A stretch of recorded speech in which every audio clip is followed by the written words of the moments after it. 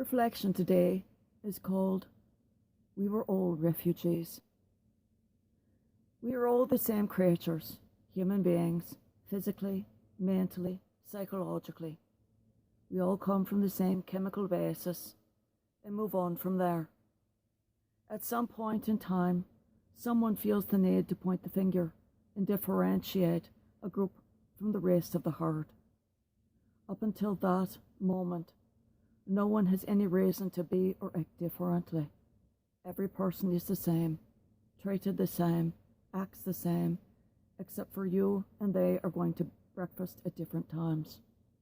That means there is no race, no gender, no age, or no anything bias. There is no differentiation, for all are one people. But a new group has come in. That is why the finger is pointed. But they must be different, because they weren't here before. Before what? Before the day before yesterday? Before the founding of the Union? Before the day Christ was crucified?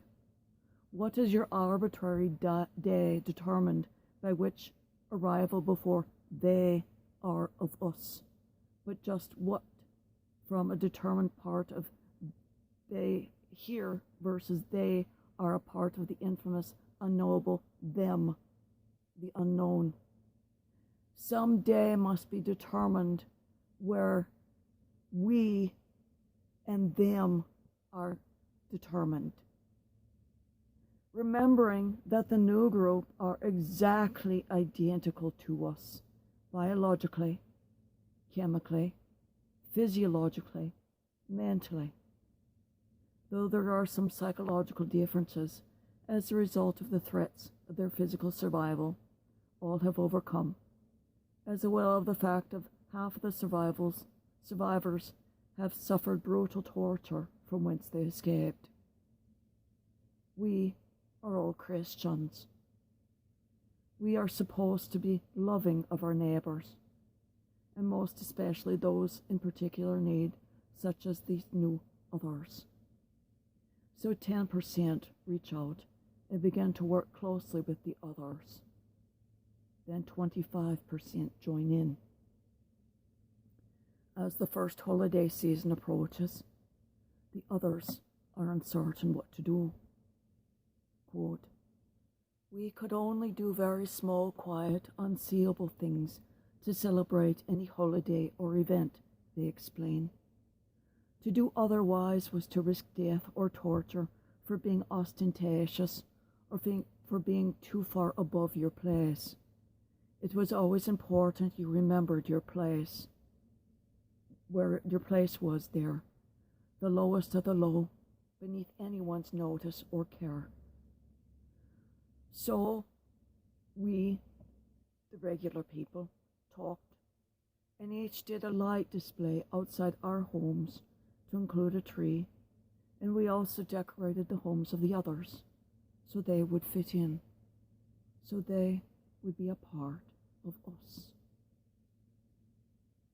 Each house was lit with white lights, all together in one color to show unanimity, to show we are one community.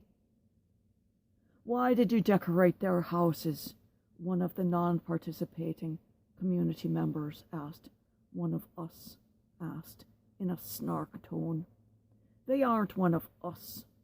They don't even celebrate like we do. Look at how dark and silent their houses are without the lights we have given them. Obviously, they aren't like us." It is such a voice with no understanding of a group, a situation, or conditions that jumps to that little island with no other transportation, and then, because she is alone in her conclusion, she starts broadcasting it to all other members of the community with a similar bias-prepared mind. Facts laid out in a simple manner will bring around those who have not jumped to that island and thus invested themselves in the theory. Us versus them. We versus the others. But once that investment of emotional capital is made, the only thing to open that biased mind and soften those very now hardened hearts is to force each one to have to be at the mercy of the others. That is, to see that they live just as we do, that they eat, drink, and sleep as we do. They just add larger locks and security cameras and lights so as to feel a little security within their own home, something they didn't have in that other place, and that they are far quicker to help someone in trouble. Before, if the authorities saw you, though you were doing nothing wrong, only changing a flat tire, that could be 45 days of torture to find out who you were spying upon, they would explain. So they are more helpful than us. The others are more Christian than us. Bigotry and hatred is removed with forced group contact, where the one is at mercy of a crowd of harmless others, because a single other is written off as the exception to the rule.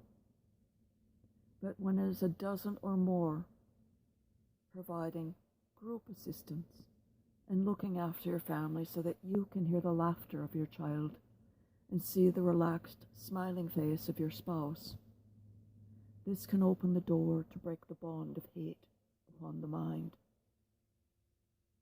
We are all refugees. We are all outsiders.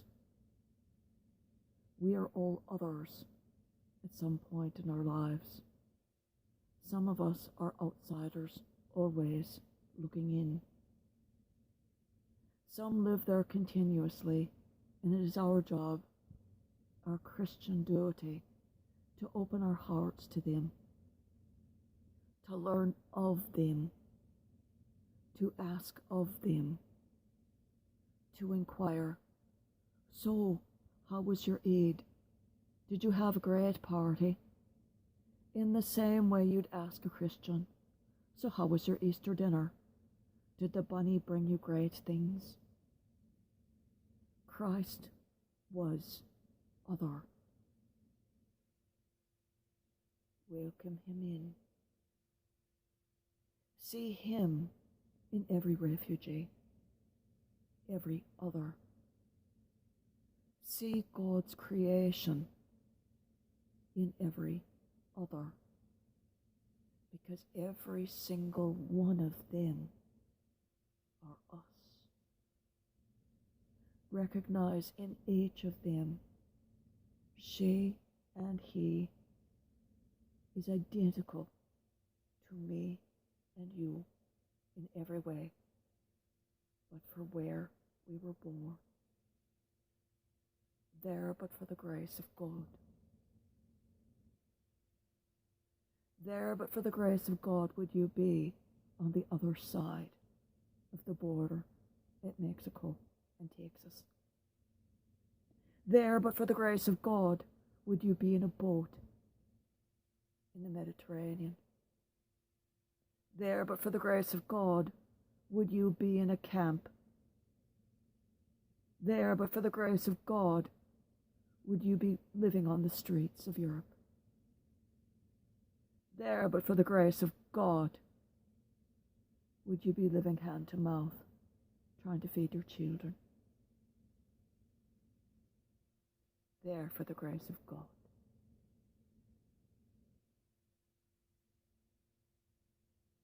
May the peace of the Lord Jesus Christ be with you always, as you consider there but for the grace of